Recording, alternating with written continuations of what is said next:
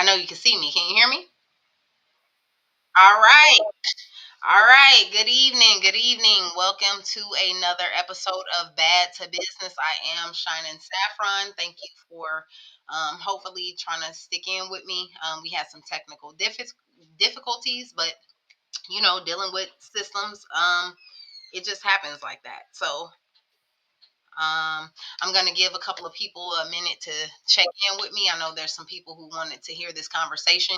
Y'all have been hitting me up, asking me what's going on. I've been trying to, work some things out. But thank you for sticking in. Jazz, you can hear me, right? Yep, I sure All can. right. I got a co-host. Her name is Jazz. Hey, Jazz, if you don't mind, I'm going to give a couple of people a second to check in before I you know, go into this show. I think this is really going to be a good one. I thank you for co-hosting with me, making sure that this goes smoothly. And so let's give the people a minute to check in. Hello, hello, hello. Jazz, how you feeling tonight? Let's go ahead and get this rolling. How you feeling? it's a good day. It's Friday. It's the weekend. Things are happening. It's a great day, man. How are Yeah. you? I'm good. I'm good. I don't have any complaints, and even if I did, I mean, God is already solving those, so I'm working it out. Heck yeah. I Again, I thank you for sticking in with me. I know we had some technical difficulties connecting and stuff, so thank you for sticking with me. As I said, I'm just giving some people a second to check back in. I'm getting back to some people about they were looking for the show, so we are looking for them to tap in, tap in with your girl, tap in with your girl, tap in with your girls. So we're gonna keep this moving right along because I don't want to run out of time.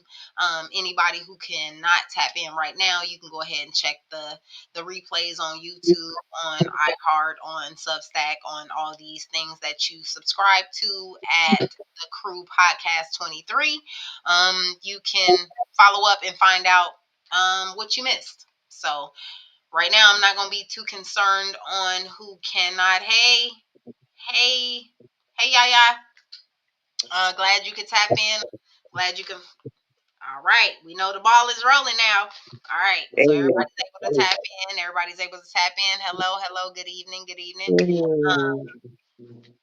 Just give it a couple of more minutes. Now, I do not want to run out of time on the topic, but I do want some people to be able to have some time to tap in. I know it's a little late for me to check in, but we got a good show for you, right, Jazz? Got a good show. we got a great show. Give me just a second and give everybody a second to tap in. Um, I am going to just make sure that everybody knows what's going on. So that everybody knows to tap in.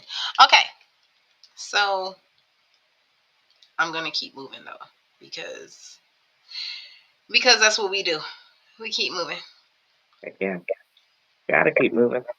of course. Again, welcome to another episode of Bad to Business. I am your host, Shynen Saffron. Thank you for joining me. Bad to Business is B.A.D.D., an acronym for bringing all diverse discussions to business. I have the pleasure of having my co-host, Miss Jazzy Younger. Hello, Jazzy. Hey, How hey, what's going on, everybody?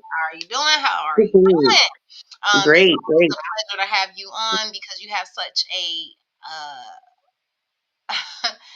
you have just a great conversation. We have a great conversation. So, and you have a diverse point of view. So, hey, Carlene, hello, hello. Thank you for tapping in. I know we kind of late, but thanks for tapping in.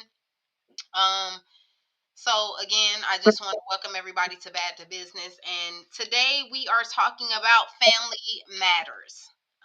Jazzy and I have talked about this periodically through different conversations and stuff. So I'm glad to actually bring this to the business table. So while we're talking about it, we just gonna go ahead and let's get down to business. Since we kind of missed a little bit of time, we're gonna go ahead and get down to business so we don't miss any more time. So again, Jazzy, you okay? You ready? Yep. I'm ready. Let's go. So, the topic of conversation tonight is family matters, traditions, and generational setbacks. We want to talk tonight about what type of traditions that you have kept that has enhanced your family, and what generational. Let me get this word together. What generational setbacks are and were a struggle through you to go through to ensure that it did not affect your bloodline. So, Mhm. Jazzy, I'm going to kind of pose that question to you tonight. So, first and foremost, let me go ahead and ask you what type of, what trend, I'm going to let you go ahead and take this over because I'm kind of flustered. I'm upset that we have started late. Let me be honest. I'm trying to make sure that we get all the information that we wanted to give you all in this time frame that we have. So I'm gonna calm down. I'm so glad that we have a co-host. Thank you, Jazz. I'm so glad that we have a co-host tonight. Let me go ahead and be vulnerable for a second.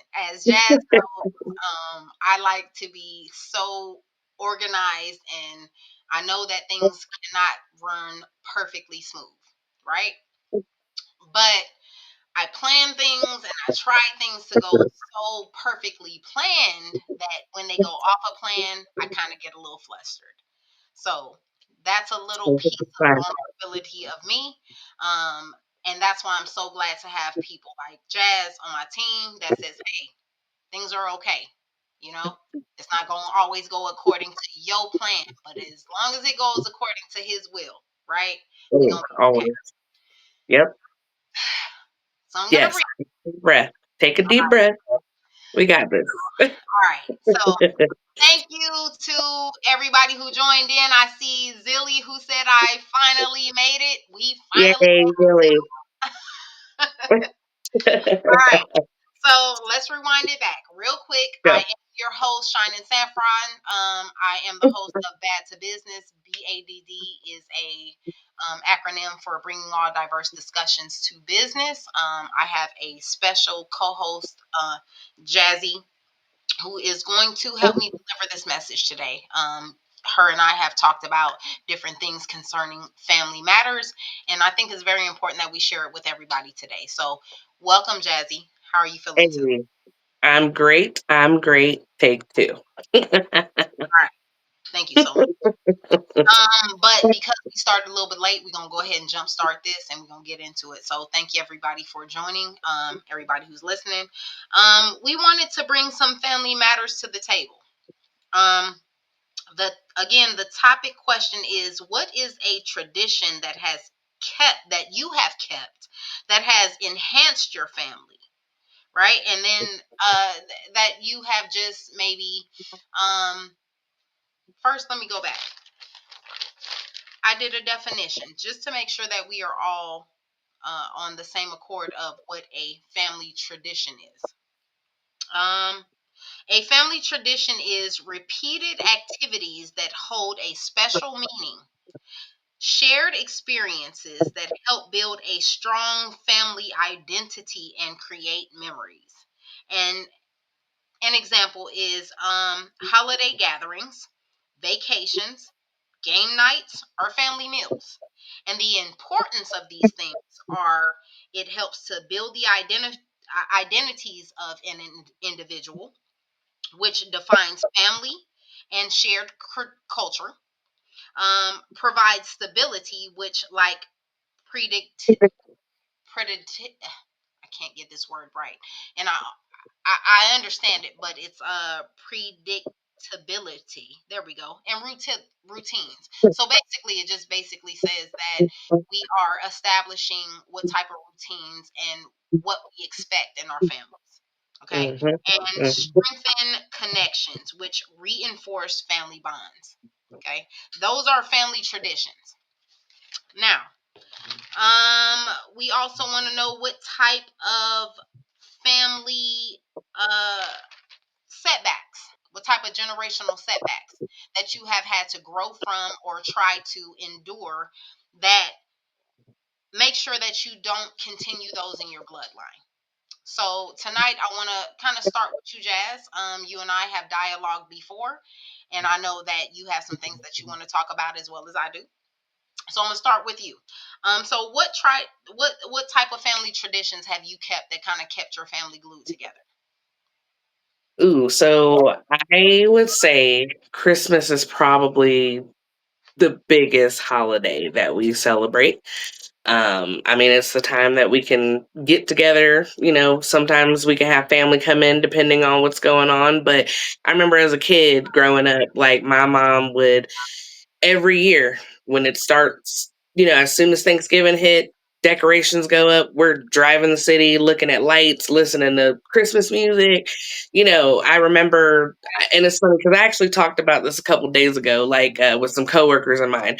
I remember this house where we would drive down, and they had a glass garage door, and they had an entire town set up with Christmas and lights and, little statues that danced. And it was just amazing to see it every single year. And even to this day, every year for Christmas, I will drive around no matter where I'm living. I will drive around and go look at Christmas lights. I will find, where they're having like the drive throughs or whatever, where you can like tune your radio station to the station and all the lights dance to the music. It's harder as I've gotten older because I have been moving around to get back home for Christmas, but it's still there. My mom still decorates. I still try to decorate. And like I said, I still drive around every single year. I don't care what I'm doing. At least one night during the holiday season, I'm driving around and looking at Christmas lights. So, I mean, that's one thing I will say has been deeply rooted for me personally. Like that's one thing that I will continue to probably do because I enjoy it. I enjoy the holidays and the lights, Is it what more so just Christmas holiday or holidays itself? I mean, the Christmas holiday is the most special because again, you got all the lights and everything like that. I mean, we celebrate birthdays, anniversaries, things like that. But Christmas seems to be the one where it's like we get to eat, we get to see family, and we get a show. You get a light spectacular. Yeah. I mean, what about you? Um, well, as far as traditions and stuff like that, of course I had families that I had a family that did different things. We celebrated birthdays, we celebrated Christmas and stuff like that. But to be totally honest, I don't think that I had anything that actually stuck. Um, Mhm. that I can call a tradition. Now, well, let me take that back. I am the baby of six siblings. Okay. Um, and as far as my siblings go, they did when it came to celebrating Easter and holidays and stuff. Grandma Erin, God rest her soul. Um, we always went to Grandma Erin's house. That was always a safe haven. It was so many memories there. And we always celebrated. I couldn't even tell you what a tradition was. The tradition was if there was a celebration, we're meeting at Grandma Erin's house. Mhm. Shout out to Pasadena, California, because that's what Hey. kept celebrations the celebrations going. Um, so I have to say that if that's the case, there was a tradition. There was it's a tradition of celebrations that was when there was a maybe a significant birthday, meaning somebody of age, a senior in the family or something like that. We celebrated it there. Any holidays, we celebrated it there. So we all got together at Grandma Erin's house. But to be honest, then Grandma Erin passed away. Mhm. So I cannot, to be perfectly honest with you, I can't tell you that there's been meetings after Grandma Aaron. Mm, yeah. Unfortunately, and that's where we're bringing this to discussion today and bringing it to the table today. Some traditions tend to, I won't say die, but fade out. So Yeah. I can tell you that the traditions with Grandma Aaron and Grandma Aaron's house of us meeting and different things have faded out when Mhm. she passed away. So, as far as just some traditions, I'm glad to hear that Christmas is still something. I know you travel. I know you do different things, and wherever you're able to go, different jobs, different opportunities for you. I know you travel, so I know that keeping a tradition of Christmas is it's pretty good. And at least it's just a once a year kind of thing. You don't have to try to get together on different occasions. If Yeah. you know that Christmas is your family's holiday, that's awesome. So Yeah. I hope that you make time, not find time for that, because Right. finding time is hard, but making time is what we need to do. Exactly. Exactly. Um, so that's awesome. But let me do a little twist on that now. So what generational setbacks are or were a struggle to grow through to ensure the effects don't continue down your bloodline? Mm. Do you know of any, generational, without putting your family on blast or whatever, but even No, yeah, exactly. in individuality, is there any individual setbacks that you feel like that you had to grow from, or that you had to realize that you had to be an adult about, and make sure that the rest of your bloodline doesn't suffer from that? I can't honestly say that I have. Hmm. Like, I mean, yeah, I mean, not to where, I mean, because I don't have kids yet. Okay. Um, and so I just feel like I wouldn't say there's been anything for me. Okay. Because there's always been togetherness. Yeah, Okay. there's all like my side of the like our family is semi small. I mean, the extended family, it makes it a lot bigger, but like my mom's side of the family, like where most of our traditions come from, I mean, I wouldn't say there's really any setbacks except for there's no family left really to celebrate, you know? Ooh. And then everybody's like so far apart, it's kind of hard getting close. But I mean, Ooh. there's ways to, fix that and get together, which, we'll discuss on. But I would definitely say, as far as like generational setbacks, I wouldn't really say not really, not for me. Okay. Okay. you Um. know? Well, and again, as far as a generational setback, just to flip that on me, I don't really see anything that has. I think that's what you're saying, that has actually hindered me, um, Right. per se, to from my growth as an individual. Now, I do have kids, but I don't think that there's been anything that has actually hindered my growth that I'm passing down generationally. Now, I do have some things within myself that I do not want to pass down to my children, and Right. that's another thing that I would probably pose the question to you. Make sure, or is there anything that you can identify as yourself right now? You said you don't have kids. Cool. Is there anything that you can identify in yourself that you would like to change before you accidentally pass that down to your generations, once you, because you're still young, you're gonna have kids, I understand that, and you still plan to have kids. So Yeah, is there anything about yourself that you have maybe obtained through life that you want to make sure that you don't pass down to your bloodline? definitely. I would definitely say shutting down is probably one of my biggest things that I have the hardest time not doing, whether it's like in an argument or like, because I'm not a person that like I like to fight. I don't like to fight. I'm non-confrontational.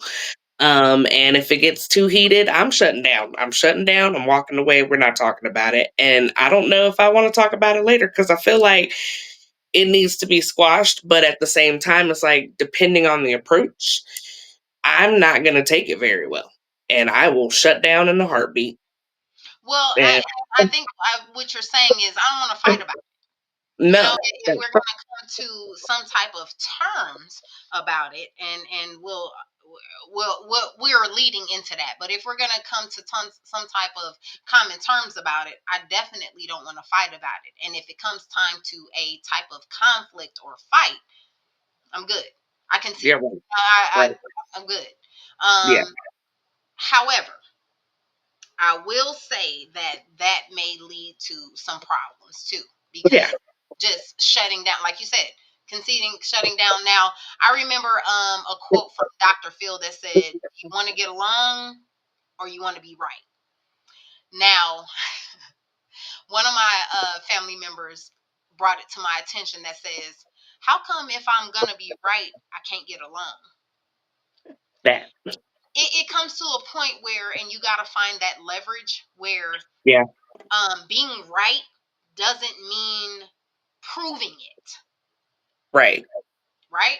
I've You learned that. Yeah, you can be right in your own right, but do you right. have to prove it To the point of argument back and forth. No, you don't. You don't. to the And point that's what I've of, learned.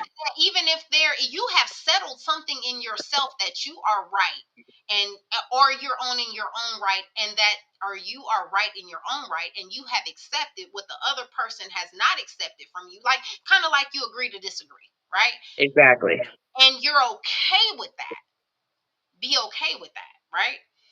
Right. um Sometimes that's considered not okay. Some That. people I, want a final resolution in something, and that's where we're coming into even family conflict. Some family hmm wants a final resolution to something, and sometimes that don't happen. That don't happen, Nah, and that's what we're you talking don't. about tonight. So I have had some people to, while we are talking about um generational setbacks and traditions, I've had some people who did reach out. Just real quick, I've had some people who reached out anonymously, and I've had some people who reached out publicly. And I'm just gonna keep it 100 and just leave everybody anonymous. So I hope that those who did reach out to me, I did give you the link so that you can catch me and Jazzy talking about the conversation. But I will leave you anonymous. But I will talk about some of the things that you brought to my attention. So one of the things is somebody brought to my attention that they wanted to discuss, that they have dealt with alcohol addiction in their family, Mm-hmm. and they felt as though what they were going through was just what they were going to go through. Um, Ooh. this is what was this is what was set in their family, and they Mm-hmm. just had to find their way around it. And that's one of the questions, like, what is a generational setback that you had to try to find your way around, even to make Try to sure avoid that it it didn't all affect your costs. bloodline, right? you know um and so that was one of the things that somebody said, that I did not want to um have somebody, have the addiction to alcohol. And to be honest, I did not go too far into it with this person, as far as, well, the person that preceded you had an alcohol addiction, how did you get addicted? I'm not gonna To be honest, I did not get into that. But Nah. however, this person, after the person preceded them, their dad, their mother, whatever, had alcohol addiction, they got addicted to alcohol. Yeah. The great thing about what they did is, and let me go ahead and go back to, I discussed what family traditions are. Let's define generational setbacks, right? What I looked at and defined generational setbacks is the cycle slash transmission of negative patterns, traits, or misfortunes through generations. Mm-hmm. The cycle of negative patterns or misfortunes through traditions. And so, i.e., reoccurring family issues, mental or physical ailments, learned behaviors, epigenetics, and we won't get into that just yet, but it's more Yeah. so this is what I learned. Let's go and learn behavior because that's the Yeah. easy. That's what you saw. That's what you grew up on. So I want to believe, or I want to assume, or even suggest, because I didn't go too far into it, that this person learned this behavior of drinking Mhm. as a coping mechanism. Right. I didn't look at it as something that was a great thing or something fun to do. I looked at it as a coping mechanism. But as she stated, I learned that that was not the thing to cope with.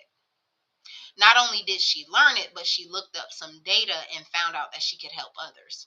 Mhm. I will look more into her information, and if she's willing to let me share it, I'll get into that. But just to go into generational setbacks, I was so glad that she tapped in to talk about alcoholism. Yeah. That's Yeah. one of the easiest behavioral influences that we could have. That and you don't think that, and I, again, you said you don't have children yet, but it's very influential and easy for a child to see a bottle while a parent is crying, while a parent is dealing with stress, while Yeah. a parent or guardian is dealing with something, to see a bottle while they're dealing with something and say, I'm good. When you go to ask them, like my daughters come to me, and I say I'm good. No, I don't have a bottle in front of me. But I've been able to teach my kids that I pray a lot. I Yeah. keep Jesus in front of me. I keep the Lord in front of me. I keep his promises in front of me that allow me to teach them that, right? So, as far as generational setbacks, again, the cycle of negative patterns, traits, or misfortunes through generations. Reoccurring family issues such as mental and physical ailments, learned behaviors like alcoholism, violence, and or poverty. Mhm. And the epigenetics of it suggest severe stress, trauma that can cause effects on gene expression. Gene Mm. expression, and you and I will talk about that. Right? I'm so glad you on that, because that lets me know you're a little in tune. Gene expression in descendants, even if they didn't experience the trauma themselves. Yeah. Gene expression. Yeah. So that is passing it down. That is Mhm. fighting in front of your kids. That is showing them a bottle when you're dealing with something. Yep. That is them smelling marijuana smoke when you dealing with something. That is them learning what you do to deal with something. Right. So that is starting that. So I just wanted to give those definitions. I know we got so much more to talk about. You and I trying to fly past this, but um, just the fact that there are, you know, traditions, family traditions that we carry on that will benefit and help us to grow, Yep. i.e., Christmas, that allows you to, even though no long, just because you travel and just because you don't have children or whatever the case may be, just because you are like, where in the world is Carmen San Diego, you still make sure that you keep a Christmas tradition because it's important to your family. You try to make it home. You try to do those things. We see movies about it all the time. So that's important. And then you got the family setbacks that you try to avoid going down through Mhm. generations. The negative effects, the alcoholism, the abuse. One of the things I looked up says it's alcoholism, it's conflict, it's neglect, it's abuse, right? We'll get all into that. But all those factors that lead into just a bad generational setback. Yeah. So Yeah. I can. you keep something good. Okay, so moving along. Um, let's talk pros and cons of just, traditions and generational setbacks. We discussed a little bit about it right now. The pros of it is, you get to keep things, keep cultures, keep traditions, keep those things that are happy in your life, even when you don't feel the happiness anywhere else in your life. And then you Mhm. got the cons of the setbacks, alcoholism, abuse and anything else like that. Yeah. Um, Yeah. but you and I have talked about how, regardless of if it's the pro side of teaching traditions young, or it's the cons of inheriting the bad things of traditions, the generational setbacks, um, all of it or both things, starting young can affect how you grow into things, right? And then you Oh, said something to me. We started something about your 21-day fix. So how do you feel like, and incorporating your point, how do you feel like starting young with a generation and possibly just keeping that routine, repetition, of course, can contribute to doing better things? well, because like you said, with the 21-day fix, it is an exercise program that basically you change your way of thinking. Like basically, and there's been studies to show that you can break or build a habit in just 3 weeks. 21 days is all it takes. Now, we are talking more long term than that. You can't just start a tradition in 21 days. Ha ha. I got it. Hmm. But Hmm. what we're talking about is anything that you do, if you do it often enough, consistency is always key. So if you do that often enough, just like we said, I, as a kid, every year we decorated for Christmas. Every year we celebrated my birthday in Paso. Every year we had a golf tournament. Every year, like, we were doing family things throughout the year, but Christmas was that one time where, okay, we eat, everybody gets together, it's into New Year's. Like, I remember one year we had the best New Year's party ever. Like, after Christmas, everybody came down from Christmas, like, stayed through New Year's. We had, karaoke. Like, it was a great time. So that started when I was young and got all the way into my teen years, adult years, until we all moved. Like I said, we all moved away. Like, we moved out of California. Everybody else stayed in California. Then eventually they, migrated towards the east. But everybody's in a different area now. And just like we said with the traditions and the setbacks, that can all start at a very young age. Your kids see you doing, your kids see you drinking and smoking or whatever, and they pick that up as they get older. Like, no, they don't have to say no because, oh, my mom does it, or they sneak in and steal what their parents have. There's different things that can happen with both sides of it. But the main point of it is everything takes consistency, or yeah, Correct. everything, you gotta be consistent with it. So, whether it's every year you do something, like have a family vacation, it doesn't have to be Christmas. You could just take every summer, the kids are out of school, we all go somewhere for summer. Every single year we do that. And you start doing that. And then when those kids grow up, they remember, hey, we went to so and so every single year. Like, when I have kids, I'm gonna make sure they're more they tend to do those things more often. Hmm. Like I said, whether it's positive or negative, regardless of what it is. But that's what I mean. Like, studies have shown, like I said, it takes 3 weeks to build or break a habit.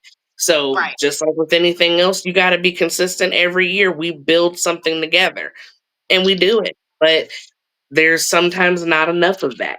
Or sometimes, like you said, it falls off after an important person of the family is no longer with us. We fall off those traditions because either A, it's too painful to go back to where that person was, if the house is still there, if it hasn't been sold, whatever the case may be, or you Right. just feel like, you know what, we stopped doing it. It's fine. We'll do something else, or we don't do anything at all. It just depends. So, like I said, it can be both sides, and it just depends whether it's positive or negative. Well, I think overall, even with your 21-day fix or challenge, is that repetition is That. important. Even if repetition, even in your shoes, repetition is every December. Every Mhm. December, you need to make sure, and hell, you got all year To to make sure. plan. And as we're learning, everybody always wants to say life is short. You don't know how much time we have. No, we You just don't. need to know that you need to spend your time wisely. Same way you That. spend your money. is that I don't know how much time I have. That's the only reason why we can say life is short, because we don't know. No, we don't. So, yes, life is short because you don't know how long you have. So, even with that being said, the repetition of making sure that you are there every Christmas. Now, when you do have kids, and I know that that is in your very near future, I know that you're planning, and you're one of the fortunate that get to plan your life out. Salute I to you. mean, I'm so glad that you get to plan your life out. Um, but I know that this Christmas tradition is important to you and your family and your mom, so that you will start to get your kids on that. You know what I mean? And so, yep. again, this is where we're talking about traditions that can help enhance the family and grow them as family versus um, generational setbacks that tear down your family. Okay, Hmm. so we're not going to keep on talking about that. I want to talk about a couple of points that I had kind of brought up with some other people. So I'm going to bring them up individually. So I'm going to, say some. It's almost like the game show password, right? So I'm going to bring up some keywords, and I'm going to see what you think about them. So let's talk boundaries or binds. Boundaries or binding some things. How do you feel about setting boundaries, and how do you feel about binding some things? And I'm just going to give a quick, cute example. I feel very strongly about binding the devil and my adversaries to the boundaries of hell. Okay, I feel very serious about finding boundaries and binding some things to where they need to be. How do Yes. you feel about boundaries and binding? And again, I know that you don't have children, so you don't have to look so keen into everybody, but it is about self awareness. So, how do Well, you feel no, about it's, I mean, that? that's anybody. Everybody can, I mean, basically, what is it? Boundaries is where you have a line set, don't cross this line. Okay, we're not doing. Binding is there's a restriction. Like ain't no there don't come near me. You Okay? won't even be able to. I Exactly. bound you. So I've wrapped you up. I Right? definitely feel like there needs to be both of those. You have to set boundaries within your life because you need to be able to have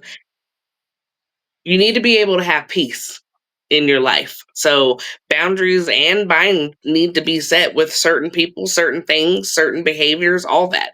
I definitely agree with both. It Both. just depends on where both need to be applied. Yeah. So we Yeah. are talking again boundaries and binding, Yeah. or boundaries or binding. Or Where binding. Yep. that it is and or that is something that you need to consider. There are Yeah. some things that need to have boundaries or binding. There are Yeah. some things that have to have boundaries, and I don't know if it has to have boundaries and binding, because you need to choose which one needs to be which, right? Exactly. Some things just have to have boundaries, like you said. Don't cross this versus you can't cross this. There's a little bit of a leniency of um expectancy or respect, or Hmm. you know I give you a little bit in boundary. Hmm. I'm giving you a little leniency in making sure that we can compromise, but you don't cross a line. Moderation. That's a boundary. Whether Yep. and it's in family. It's in family, relationships, family. But then Everywhere. there's a binding where you just say, I'm not going to accept certain things. Just not Yep. going to do that.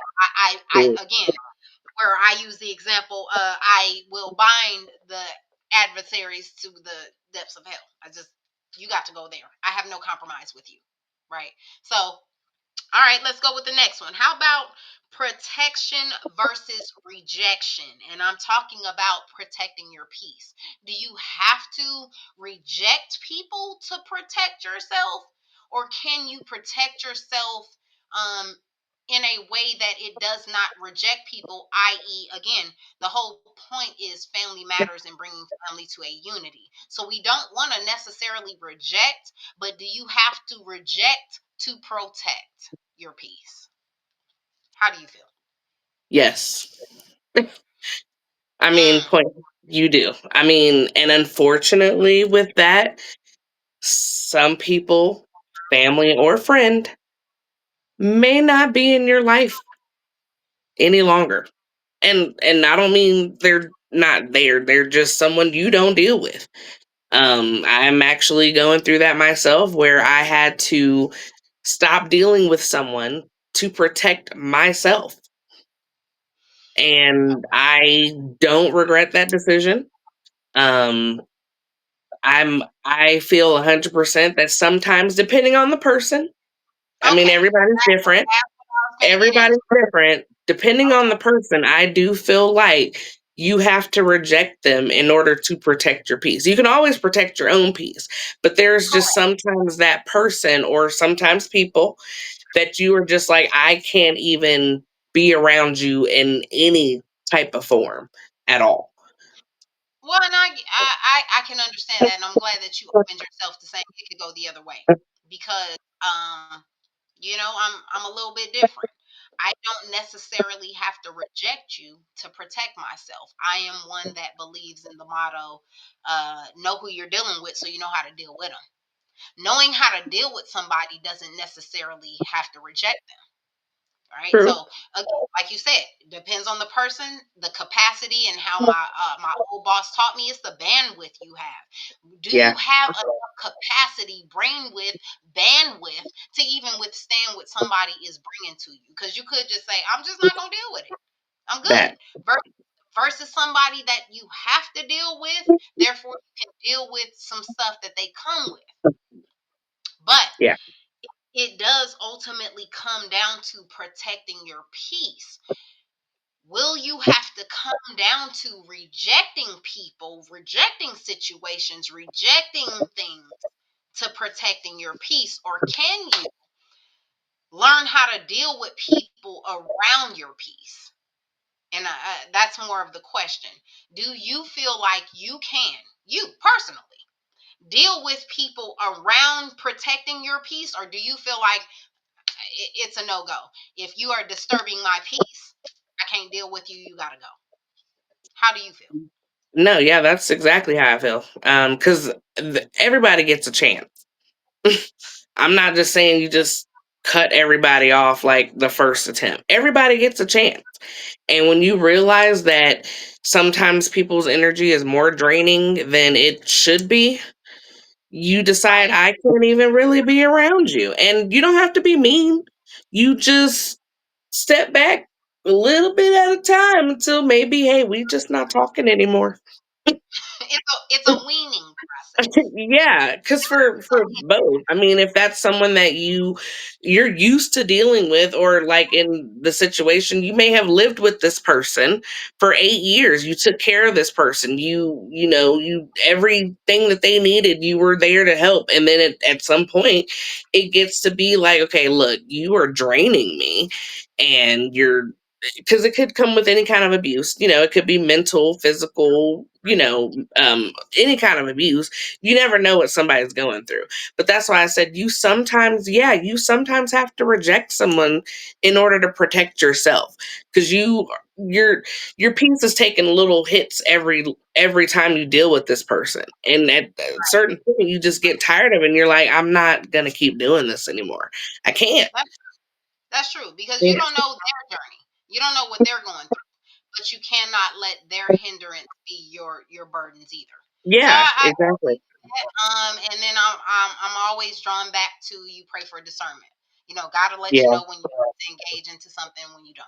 So yeah, um, you either need to support somebody or you need to step away and let him do what he has already designed to do. exactly.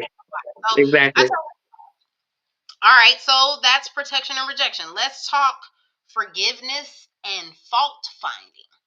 And just to Mm, give you an idea of what I mean by those two fusing, is that sometimes people can have an expectancy of apology. So when you call yourself forgiving somebody, but because they have not done the things that they need to do, and again, this is all family oriented. Um, they have not done the things that you feel they need to do to be back in your good graces or apologize the way they need to apologize or whatever the case may be. Um, because you are in an expectancy of an apology, then you're not really forgiving. Mm-mm, So mhm, I know that that's why I put together the two, forgiveness and fault finding, because I find that those two go together. Like, I mean, you can find fault in somebody. Cool. You want to say that they did this, they did that. Cool. But one point that I just brought up this evening while I was talking about another thing is, cool. You want to throw the first stone? No problem. Let's go ahead and build the glass house first, right? Let's go ahead and build that glass house around you before you throw that stone of finding somebody at fault for something that you can't forgive. mhm. So this is why I left that for last. So again, trigger words, or just something that I want you to think about. What do you think about forgiveness and fault finding? Or do you find that those should be separate? You might find they're separate, but unfortunately, in families and family matters, they're one and the same. And that's why things can't get together. Yeah, sometimes. I mean, for me, it's separate, but like you said, in a family, it's all one and the same. It's hard to forgive someone for if you feel like you've been wronged in any kind of way. Mm-hmm. Even if you feel like it's your own, like I, I may not be justified, but for whatever, like the act itself may not be something huge, but you feel for whatever reason you were wronged, and that expectancy of an apology that may never come. That is, I will say for me, because I've gone through it myself. That takes a lot of prayer and a lot of even just soul searching, because you want to be so angry at this person for whatever the act was, whatever it was. Let's say they wronged you. You want to be so mad, and So you we're want to on be the so side. mad for so long. We're on the side of fault finding. We're not on the Right. side of forgiveness at that point. There is no forgiveness because you were wronged until they come to you and be like, hey, I'm sorry for XYZ. And you actually are like, okay, we actually talked about it. There's always going to be fault finding. But But for me, you're looking for the apology, or you're most looking. people Does that hold you from forgiveness? Does an apology hold you from forgiveness? Now, of course, that goes into, you and I have talked about closure. We won't go into that on this yeah, conversation. not today. When it call when you are fault finding, I'm trying to forgive, but I remember that you did this, and I remember that you did that. Do you necessarily have to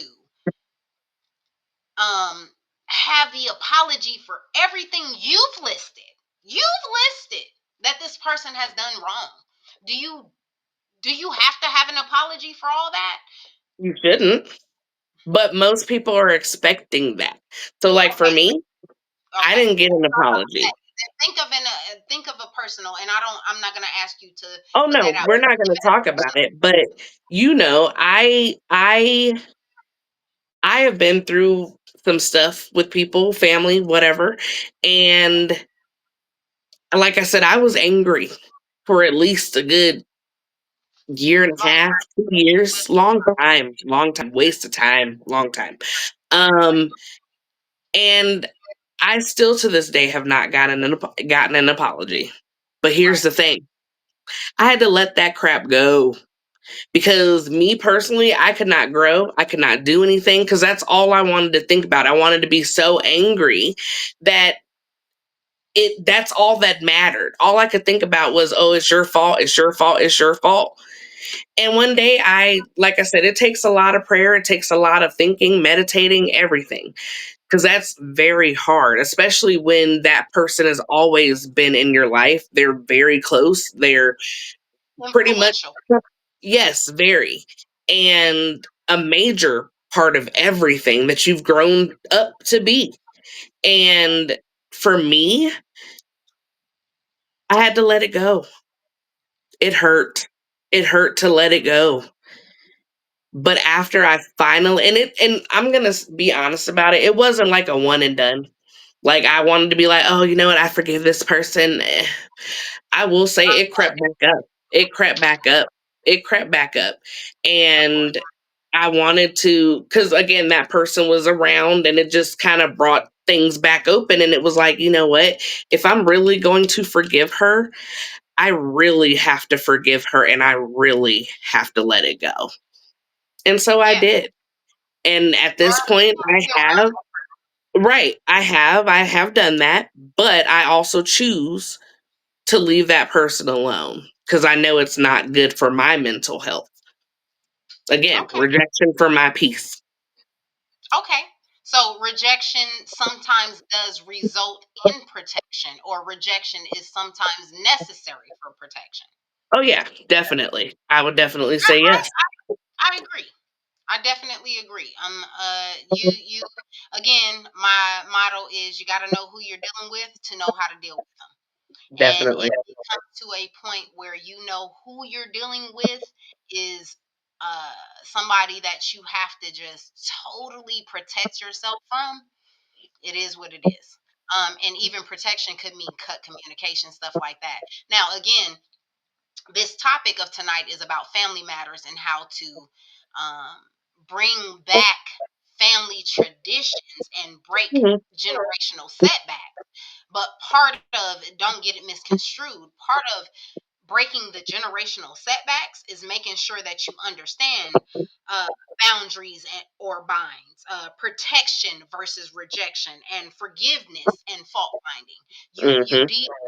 need to recognize what is what, so you know how to Definitely. deal with what, right? So Yep.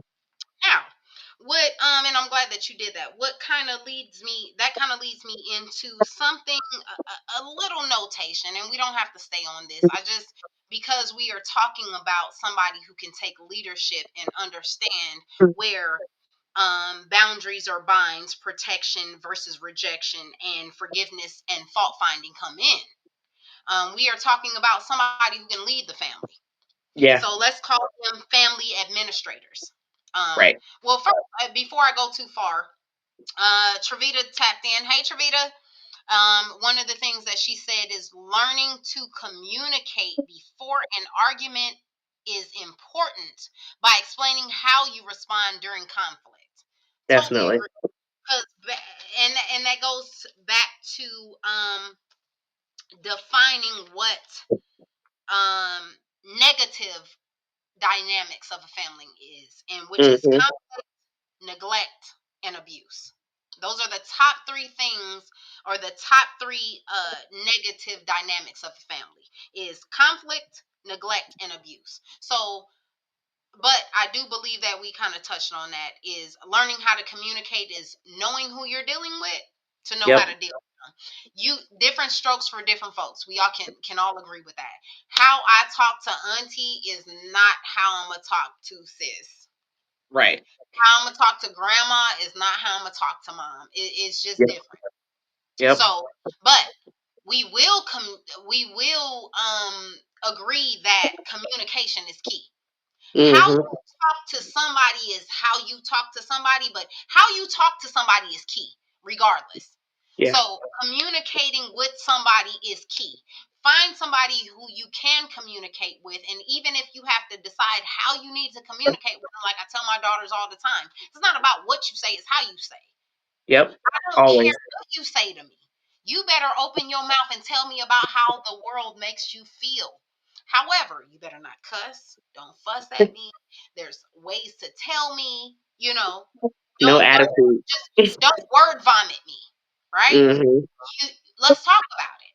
So with my daughters, learn who you dealing with so you learn how to deal with them.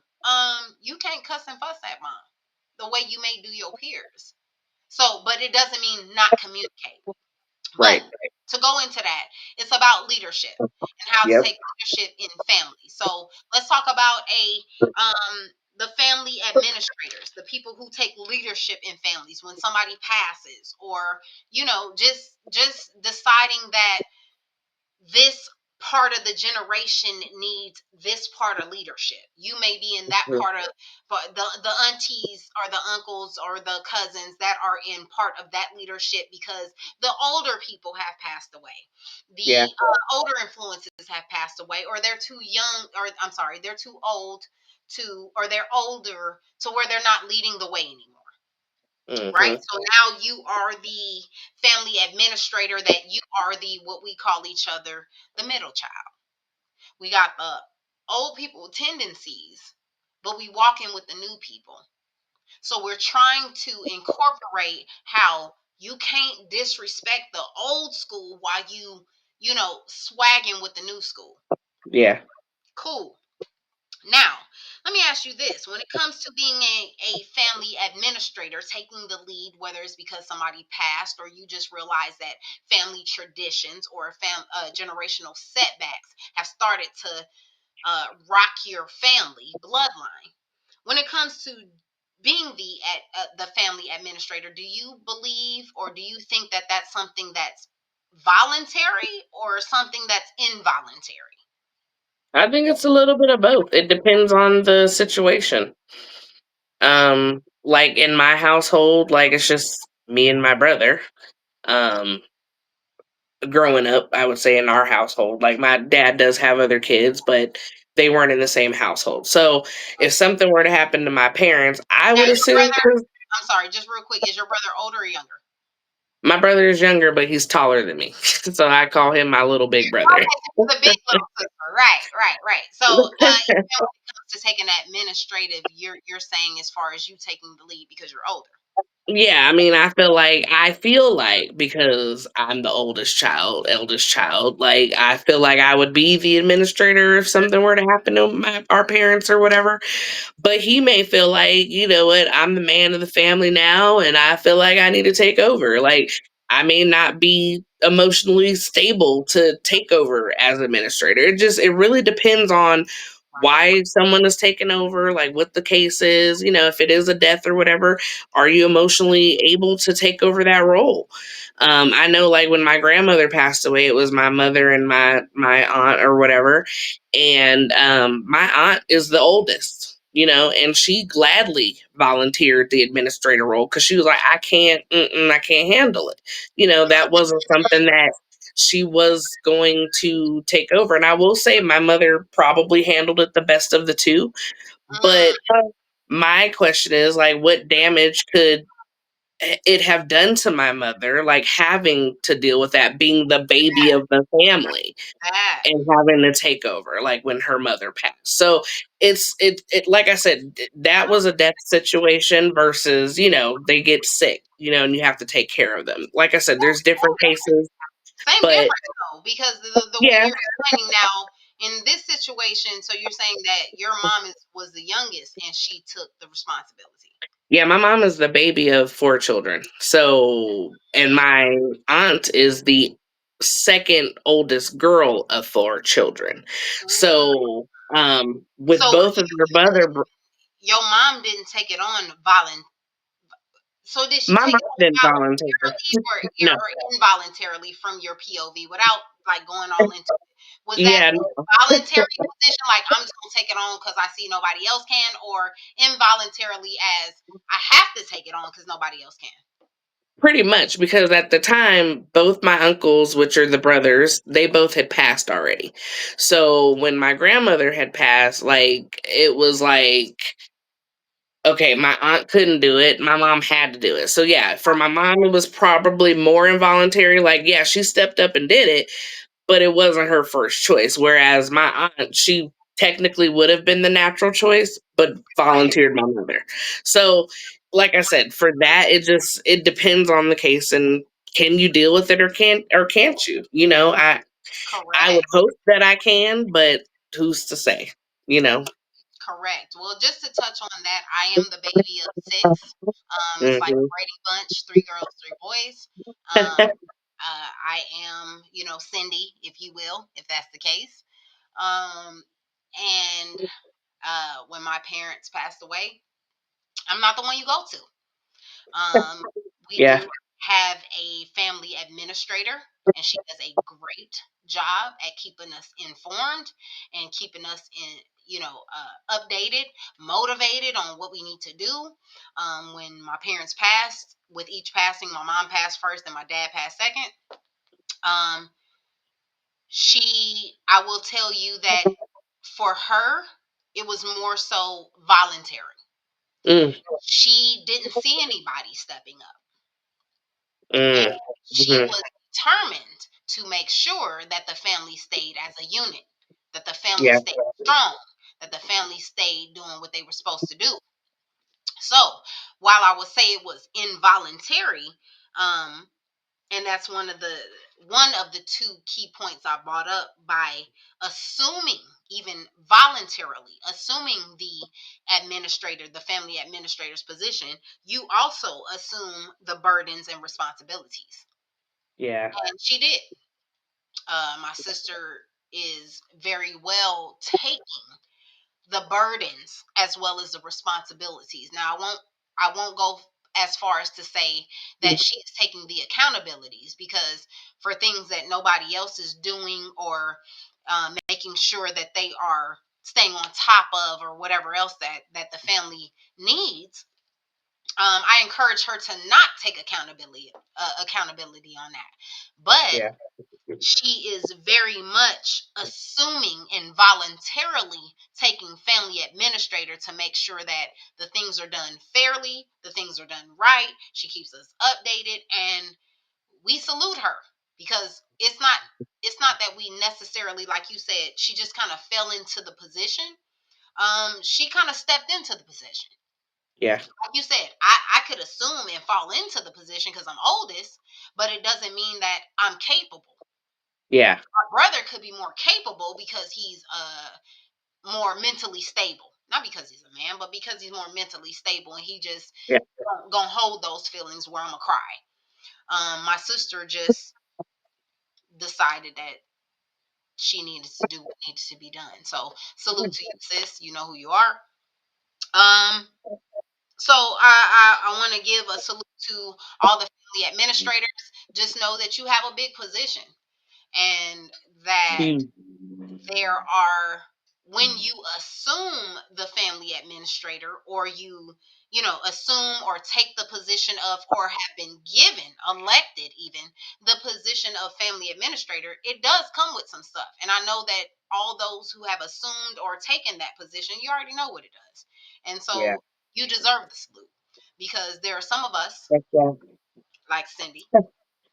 Brady, who just can't do that. you know, we just cannot deal with what's going on, and everything that has to go along with uh, continuing the family. So, Yeah. salute to you Moving. all. Salute to my sister. I love you to life itself again. Um, so just to move on, with talking about the family administrator, okay, the person that handles the things, handles the burdens, handles the responsibilities. Let's talk about who handles the dirty laundry. Hmm. Who handles the dirty laundry? Because we know that there are some in all families, right? There's dirty laundry. And where we used to have big mamas, grandmamas, big aunties, that when I say handles dirty laundry, and I mean hand washes dirty laundry, washes dirty laundry, make sure that dirty laundry gets cleaned and pressed when it goes back out. I mean those who heard the gossip, heard all the misconceptions of what the POVs from each family member thought about a certain family member, and said, nah, that's not what it is. We're going to wash that clean. We're going to have a good Thanksgiving. We're going to have a good Christmas holiday. We're going to have a good birthday celebration. We're not going to talk about that. So, just to give you an example, where my siblings, being the youngest, I got to see a lot of things before me. And my siblings always got together. While we're talking about family traditions, I forgot to point out my siblings. We had rest in peace to Grandma Erin. Much respect, rest in heaven. That she had almost every celebration at her house in Pasadena, California. Um, and we would all get together for almost every celebration. We would think of, they would think of celebrations to go and have there, and it was just because they knew it was good times, good vibes to have at her Mhm. house. So, but Grandma Erin was also, I believe, a laundry cleaner. That's why we could all go to her house. That's why we could all get along at her house, because she would not accept the gossip. She would not accept so and so is doing something bad, and we're going to condemn them as a family. We're going to talk about them. We're going to exile them. Grandma Yeah. Erin did not do that. Right. Grandma Erin said, "We gonna feed them. We gonna watch wrestling with them. We gonna have fun with them. We're going to provide a safe place for them, that when the world condemns them, we don't." Right. She provided that.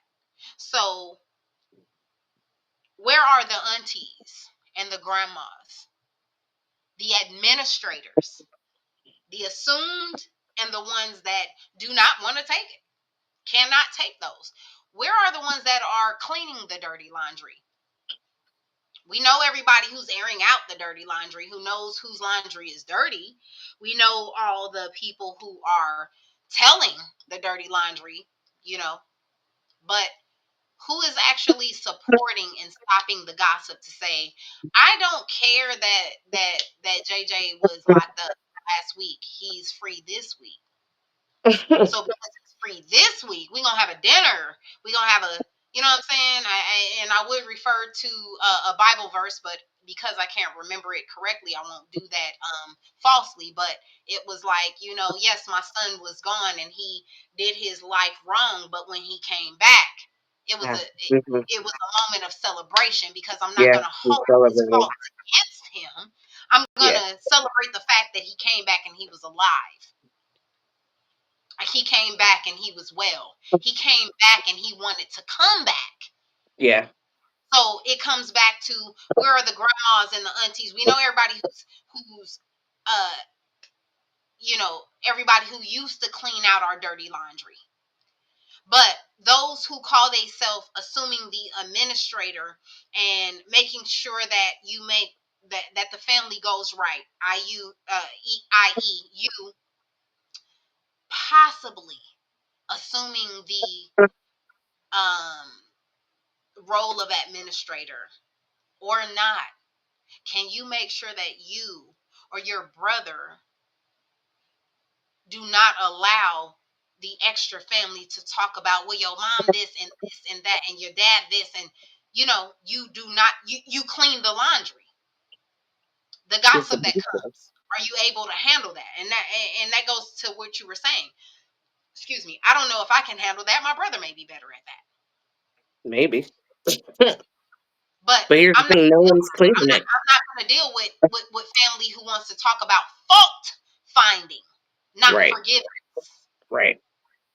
Because why are we still talking about people at fault who ain't here to correct it? That Are we is no still longer a finding thing. fault in people and even in bloodlines that are no longer here to correct it? You're not even giving them a chance. So really, you just gonna fault find till the day you die, because they already gone. Right. So you're gonna fault find till the day you die. Okay. So, um, just assuming family administrator, and I just wanted to get your point on if you feel like it was voluntary or involuntary. And I understand it's just you two siblings versus I'm the baby, and it was not the oldest that assumed the responsibility. It was the second oldest, but whatever she felt like she could contribute to the family and she could find some type of balance in the family, she did that and she's doing that. Mhm. So salute to Mhm. you, sis. Thank you for becoming the family administrator. It's not an easy position, especially with both parents gone and there's still family matters to settle. So I want to give a salute to my sister who is assuming the family administrator, and it's not easy to face all the facts, let alone get all of them. So amen to you. Um, but I just want to throw out there, like we were just talking, if you're going to assume a position, you got to kind of take everything that comes with it. And I Yeah. do believe in my sister taking the administrator. We all talk to her, we all tell her our indifferences, our feelings about things, and she delegates as need as needed. I'll tell whoever I need to make sure that there's not conflict, and I will do what I need to do about conflict to make sure that there's no longer conflict. I'm not the one. Yeah. I'm not the one. I will tell you, as the Cindy, as the baby of six, I'm still dealing with my own conflicts in my own family. So, Right. in my own small in-house family. As for me and my family, we will serve the Lord, but it is, I'm dealing with my own. So I appreciate the older sibling taking that administrator role and allowing us siblings under her to see where we can jump in and where we can support, but not necessarily have to take over the whole thing. So salute to you. Right. Um, but moving past that, and being the administrator and being the person who probably has to wash the dirty laundry, make sure that nobody's feeling ill about anybody, make sure that Right. nobody talks ill about anybody, make sure that when we meet that everybody's good. Again, salute to the family administrators of the family that continue to try to get family dinners together, continue to try to get celebrations together. Salute to you, even when you know you have a family of conflict. Yeah. Salute. But it kind of reminded me of even those who are assumed voluntarily or involuntarily the administrators of the family. How do you go about delegating that? So you don't have kids. You have a younger brother. Does he have kids? Mm-mm.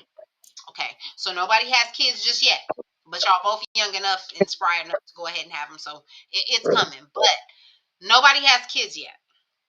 Now, I'm going to touch a little bit about generational favoritism. So while you are the administrator and you're making decisions and you're making sure that family does what they're supposed to do, and you know who you're dealing with, so you know how to deal with them and you know who to put in position of certain things. Okay, you know, the administrator, just like a boss at a job, finds the strengths and the weaknesses of the family. Okay, I need you to do this. I need you to do this, and you can't do this. All those things. Then you come to a generational favoritism. And let me just kind of explain that. And it can be circumstantial. What I mean by that is, as you are the administrator, let's just say that you had more than one sibling and you got along with one sibling more than you got along with the other. Mm-hmm. One sibling has children, the other sibling has children, but because you get along with the one sibling more, you're more adherent to their kids and what they do, and you know you're going to the games and you're more involved versus how you are with the other siblings' children. Mm-hmm. Okay. Um, this is where I'm talking about being the family administrator takes a lot of responsibility, because if that's the case, I mean, how do you delegate that? How do you make sure that you stay focused of that? And I happen to know from personal family experience that it can affect confidence. It can affect family union. Um, it can affect a whole lot of things. And it doesn't necessarily mean it's purposeful. There are some families that put a certain child on a pedestal and put another child under the ground. And that's Mhm. just how. Um, but how do you think? And I don't know if you've experienced it or know anybody else. There are there are generational favoritisms, and I say generational because they treat their children a certain way, which means that they're going to treat the children of their children a certain way, and Yep. that's whether it's good or bad. Yeah. So my end, I'm the baby of six. I had my children very late, to the point where I can honestly say that my parents treated my me and my babies as the babies. Mhm. Okay. Um, there were differences. There were differences. We all acknowledged them. So how, as an administrator, and again, it might be hard for you to even like fathom or how you do it, because your younger brother does not have kids yet, so it's not even like you could say, oh yeah, I love his kids and I'm just in love and I don't care what happens to the rest of the world. But generational favoritism, um, again, can be circumstantial. How do you feel like, as an administrator, even if you had to assume the responsibility, you not having kids, your brother not having kids, how can you make sure that where you or your brother were treated as the favorite, we won't go into that, if there wasn't even that, how do you make sure that as the administrator that you start to even out the playing field, that you make sure that favoritism doesn't happen?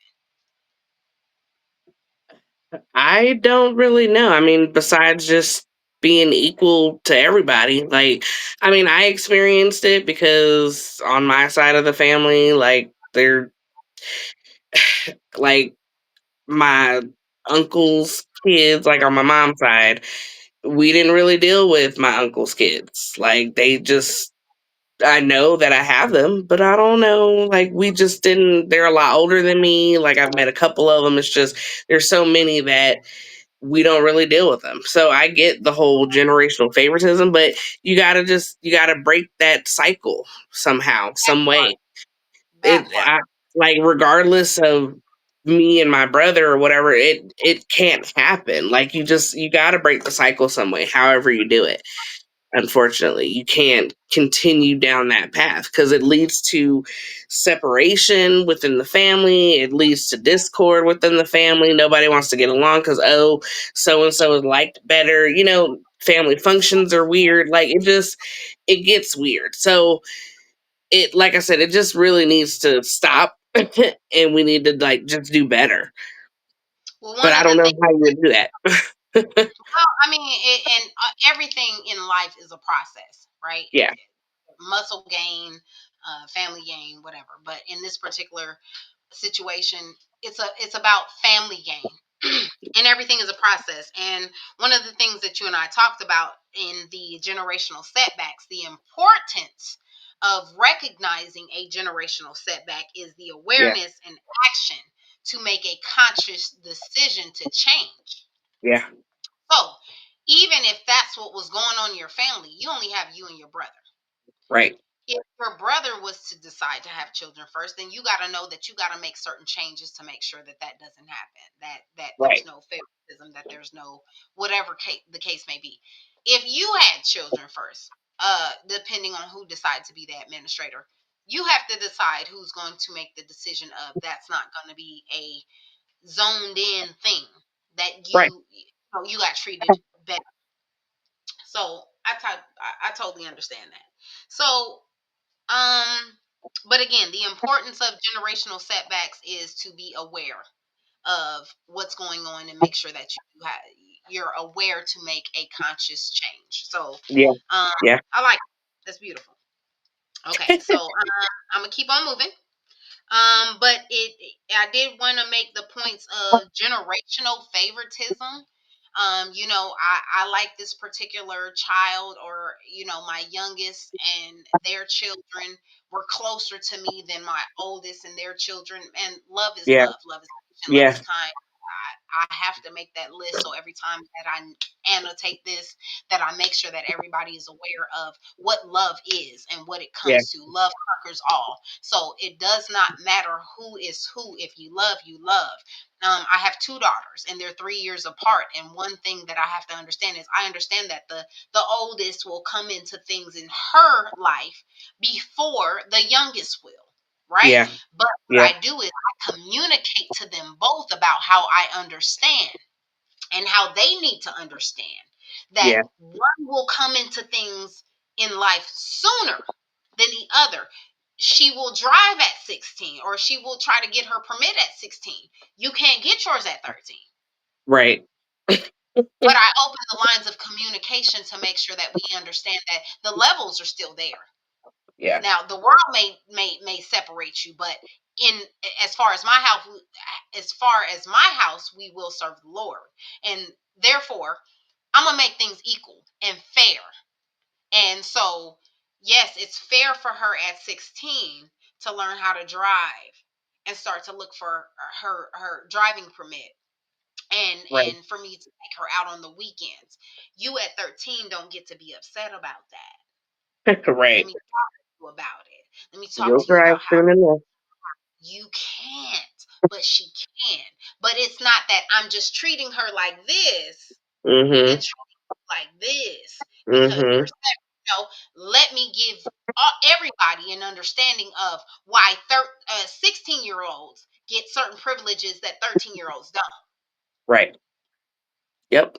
The Yep. administrator of my family, I have to assume that the burdens and the responsibilities of making sure that everybody understands their roles. Okay, moving along though. Let me ask this question, and we're gonna go ahead and round this up because I realize we have really talked past our time, and I'm okay with that. But the powers that be might not be. Thank you for keeping along with me, all y'all that have stayed along with me. Thank you so Tune much. in. Thank you so much. Yes. So here is one of the last questions I do want to ask you and see what you feel about it. Okay. Can heredity stop your destiny? What do you think? Can heredity and what you've gone through, and we've seen different things coming up about racism and your bloodline and things going on in the tabloids, and I don't get the same privileges as other people do, races, whatever else. Can heredity stop your destiny? And that's just something that just came up, so I'm just gonna ask you. Look, let me tell you something. It don't matter where you come from, who you are, black, white, Hispanic, Asian, it don't matter. I don't think that heredity can stop your destiny. I feel like if you believe it it'll happen. Right. Definitely not for me. I Okay. don't think it Okay. is. No. I mean, and I'm glad to hear that from you because that lets me know that when you do start your bloodline, that's what you're going to teach. Oh yeah. No matter what we've come from, and your kids may learn about slavery and you know even capitalism and all those things that may Yep. may make them feel inferior or make Mhm. them feel that there's an hindrance, but because you know and you stand in that doesn't affect us, you'll teach that. And that's Mhm. again what we're trying to talk about, what you can do to make sure that the generational setbacks or whatever else does not hinder your bloodline. So salute to Right. you for that. Um, as as far as I'm concerned, if I feel like heredity can stop your destiny, I do feel like a part of my DNA has God's DNA. That's Right. why I'm able to wake up every morning. And as far as I got God's DNA, there's that's my heredity. That's my Yeah. heredity line. So of course nothing can stop me. There's no weapons that form against me can prosper. So Never. you can stop my destiny. There's nothing that can stop my destiny. And I tend to worry about the masses, if you will. But one thing that I am always reminded of is the spirit telling me, don't worry about the masses because it's always the one that's gonna get you there. And if the one is God, I'm good with that. So That. listen, So I'm glad that we can agree that heredity cannot stop your destiny, because when you make a decision that you gonna faith it until you make it, or you have decided that you are part of a destination bloodline. I do Yeah. have a destination. You're good. So that's awesome. So thank you for that. Some Of of the course. things, and as we're coming to a closing, because again, we have talked so much over our time. I'm kind of glad, because this was a very sensitive yet something that needs to be talked about conversation. You and I have talked about it before, and that's why we have gathered so many of these points. In our closing, I just want to talk about some of the effects of negative family dynamics. Negative family dynamics. Some things can be conflict in the family, neglect in the family, and abuse in the family. Yeah. Okay, so some of the negative dynamics can be psychological distress, not being able to handle things well, negative outcomes with what's going to happen when you can't handle things well, and Hmm. just overall disconnect with, which is the beginning of family generational setbacks. And I can tell you that I am one of those. I will disconnect in a minute and be okay with it. So, That. doesn't mean that it's okay. Doesn't mean that it's a Right. good thing. So, Right. let's make sure that we do not disconnect from family, because once you forget about family, you can forget about everything. Hmm. Um, and the effects of positive family dynamics. Let a couple of family dynamics, or positive family dynamics, are good communication, which Miss Travita had pointed out, and that's awesome. Communication, love, which is something that I pointed out, and I love the word love, because again, love is patient, love is kind, love is everything that can be settled without discord. Um, Yeah. and then you have acceptance, and a lot of family conflict comes from not being able to accept what's going on in somebody else's life. It's not your life you live in. Yeah. Accept it, support it. You don't necessarily have to fund it. That. Accept it and support it, right? Right. And then one of my things is, okay, so some of the effects of positive dynamics is, it is crucial for individual and family well-being. Individual and family well-being. Yeah. So, supporting someone, communicating with someone, loving someone, and accepting someone is crucial for their well-being. And it's not about, I did not point out correction, because one of the things I keep pointing out about correction is throw the first stone. But before you throw the first stone on somebody because you do not agree with whatever they have to say, and I'm not even finna get into that, because we already know what's going on in the world about how we deal with people that we don't agree with. Yeah. But before we get into that, let's learn about how it actually affects our well-being. How we can communicate, how we can say things, how we, before we get to our Second Amendment, I mean, damn. We have freedom of speech. I can say what I want to say, according to the algorithms. Say the right thing. I say whatever I want to say according to the algorithms, right? So, but it is crucial for individual and family well-being. So, and definitely positive dynamics of communication, love, and acceptance. That starts with that. Psychological flourishing, being able to, expand your mind, because you Mhm. have been accepted by the ones that love you. You kind of, it goes back to, if you pay attention to the ones that love you, you don't care about who don't. If Right. you know who's for you, you don't care about who's against you. So Yep. if you're able to focus on psychological flourishment, um, and I guess it starts with your family, then you can go ahead and enhance yourself Yeah. in all those situations.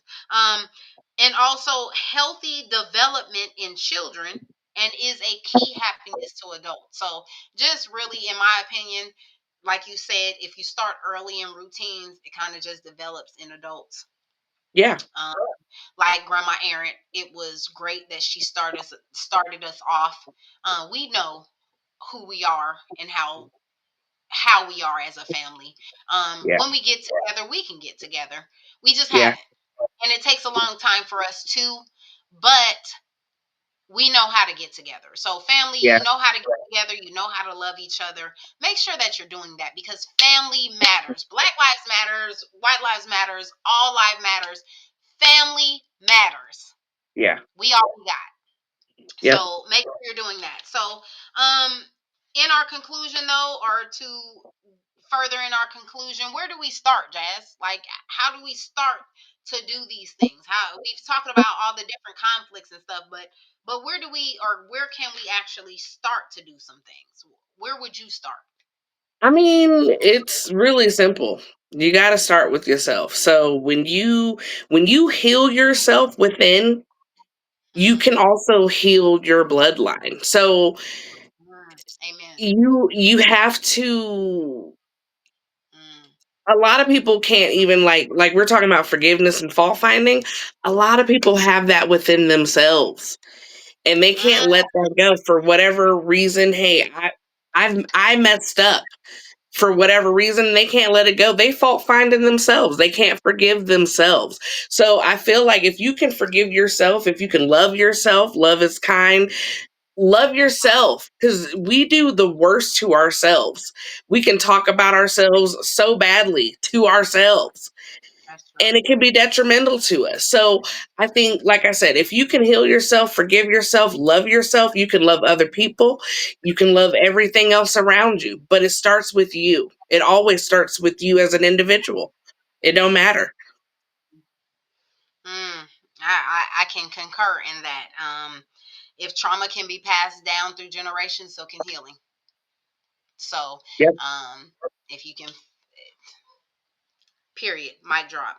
Um, so one of the things I thought about is you can start to arrange unions.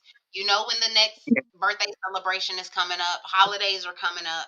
I know that there's some people that you just find yourself not getting along with, but find yourself getting along with them because you don't know.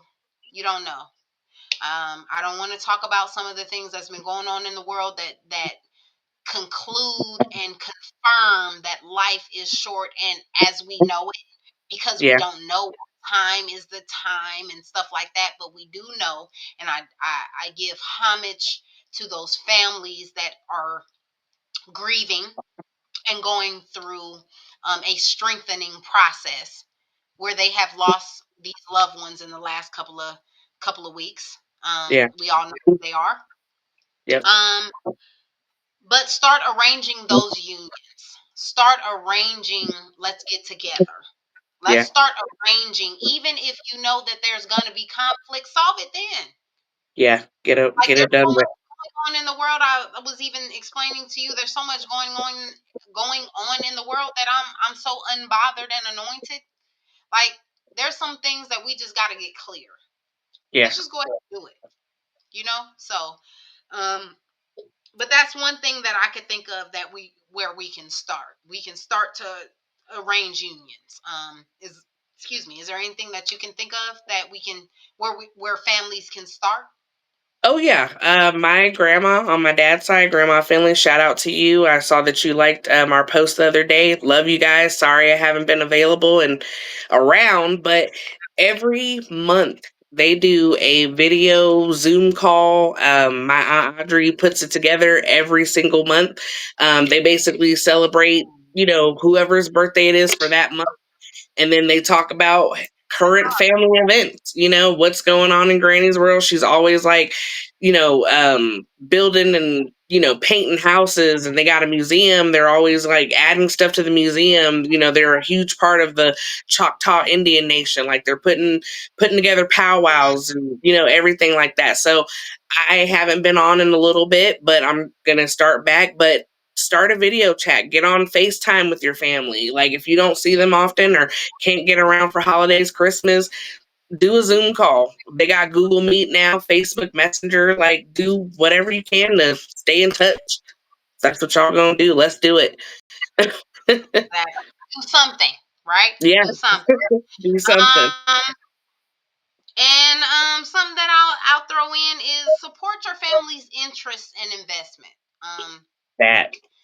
I will, just tap in a little bit on a personal thing. I have started a podcast. I have siblings, I have friends, I have family. Whoop, whoop. And I am, I feel stronger when I'm supported.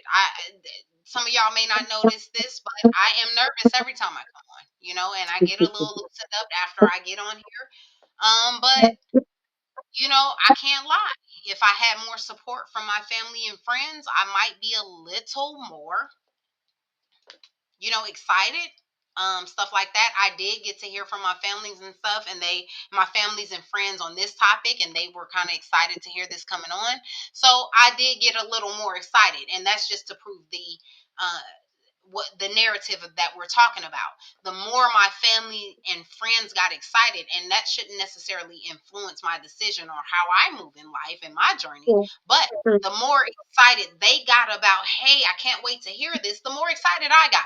So Right. understand that, and I'm grown. I'm grown as hell with kids, So understand that as excited as they got for supporting me was Mm-hmm. as excited as I got for putting it out. So That. make sure that you support your family, you're supporting their interests, you're doing what you can do to make sure that you motivate them too and show them that the things that they're doing, that matters to you. Family matters, period. Yep. And one of the last points I just want to go ahead and sign out with is stop gossiping. Okay? We already talking about who is and who is not Everything. cleaning the dirty laundry. Like, how dare you add to the dirty laundry and you're not adding to clean it? You didn't It's even already come been with your piled dirty. up. You take your dirty laundry to the laundry house. You bring your own laundry soap, right? You bring your own dryer sheets. If you're going to add to the dirty laundry, bring the shit that. Sorry, bring the stuff. I get real serious about this type of stuff. Bring the stuff that's gonna clean it too. You dig? Like, make sure that you are doing Bring your your own due diligence. supplies. That, I don't like the way this felt in the family. I don't like the way this smelled in the family. I don't like the way this is dealing in the family. So yes, I am bringing it to the table, but I'm cleaning it too. And if you're Yeah. not going to give your effort to clean it, don't give your effort to dirty it. That. We don't need your extra dirty sprinkles. It's already dirty. So appreciate that. So and one last PS I'd like to add is that please remember that in these days and time, I don't care who you are or how you present yourself to be, that character builds culture and cultures build community. Yeah. So even though we're talking about building a family culture and structure and keeping it solid, we have to also think about how we are building a solid community and culture outside of our families. Um, it don't stop with our families. We still have to. Our families don't pay us. Our families don't build our houses. I mean, we could try to do stuff like that, but ultimately we go outside of our household to get business resolved. And that's again what bad to business is about. I know that Right. things seem bad outside in the world. I know that things seem confusing. I know that we don't want to talk about just everything. I may not be talking about what y'all want to talk about on the highest of the charts right now. But I mean, everybody's already talking about that. What I'm trying to talk about is bringing the bad, the diverse discussions, bringing all diverse discussions to business. We already know what the bad is, but Mm-hmm. how can we bring it to business? So tonight, I want to thank my co-host Jazzy for joining me and bringing the bad of generational setbacks to business about traditional um, Setup. ongoings. Setups. Traditional settings. Thank you for that. Yeah. Positive traditional settings. So even in this conversation, again, didn't talk about the bad in the world, but because there's so much bad in the world, let's talk about how bringing it to business, bringing it to a better way of living is going to help us. So right now, we need to bring our families together. Um, we have plenty of enemies and adversaries we could be fighting. Let that not be family. Okay, Right. so with that being said, Jazzy, I love you. Thank you so Love much you for too. joining me tonight and having this discussion with me. I'm glad we finally brought this to the business table. Of Appreciate course. that. I am Shynen Saffron, signing out. And Jazzy, thank you so much for Love joining me. I'll Jazzy. see you on the next episode of Bad to Business. Love y'all. Have a Don't good night. forget to vote. Don't forget to vote. Oh, I'm on that. Don't forget to vote for the Crew podcast, them Hey. demons of the airways for the Kingdom Awards. I will be Woo. posting that on my page. Stay tuned. We have it up until October 1st. So thank you for that, Jazz. See, that's Yep. that support I'm talking about. Yep. I Get out there and vote, everybody. Let's go. So I will be posting that. Stay tuned. Thank you for joining us for another episode of Bad to Business, where we bring you all diverse discussions to business. Love y'all. Hey. Check y'all in the next episode. Good night. Bye. Bye bye.